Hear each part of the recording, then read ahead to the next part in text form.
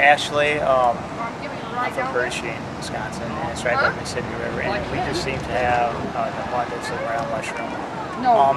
Seems like that little spore is in certain trees at certain times, and if that spore can fall on the ground, weather conditions permitting, and which we had this year, tons of rain, and we had abundant sunshine, and it seems like every one of the spores, anywhere they landed, they grew, virtually in people's yards. Hillsides, long roads, everywhere. But basically, when we try to find the morel, which I've been doing probably for 40 years already, most of my life. My grandfather took me out when I was really small. We basically try to find the dying elm.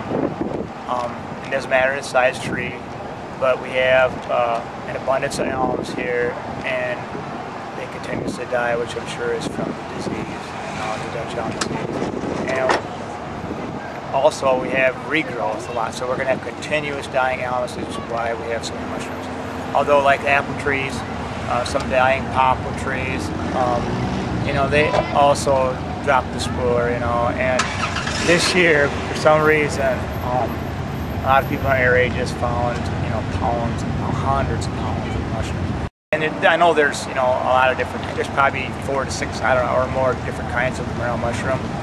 The yellow, the gray, the round, knobby type, but they all taste the same. They're so good, and they have a flavor of their own. Until somebody's actually tasted them, the more you taste them, the more you want them. These trees, like the elm tree and the poplar tree, they aren't like other trees where they actually, produce a fruit on the tree. This is that way of this tree producing a fruit. An elm tree gives something back, and the morel, my God, how could you get a better fruit? And when we start out, probably in our, like I told you where we're located, probably the middle of April, our sun, has a tendency to shine more on the south hillside, and the only place to find them, which we did here this past week, is get on that north hillside where the sun, have ditches, where the sun just never shines, and canopy, hardwoods, and that's where we found them, on the ditches. So this has been just a bonus year. It isn't, so much at its value. We can get some money, selling the mushroom, because our family and ourselves, we eat, all kinds of. It's just, finding that one tree, which we've actually, myself this year, I found 5 trees that just, I myself like to come from the lower side of the tree, because all the little vegetation on the ground goes straight up, and you can actually get underneath of the plants, and then you can actually see these mushrooms.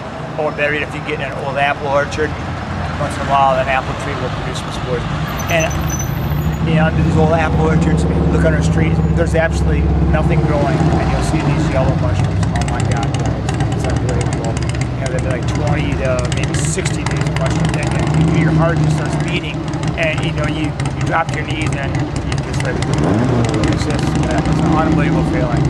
And if you can find some of these trees that produce, pounds, oh God, it's almost like you wish you had this camera right here, to put this on film, in which we, wish we would have done this year, but we, my 2 sons, we split up, so that way,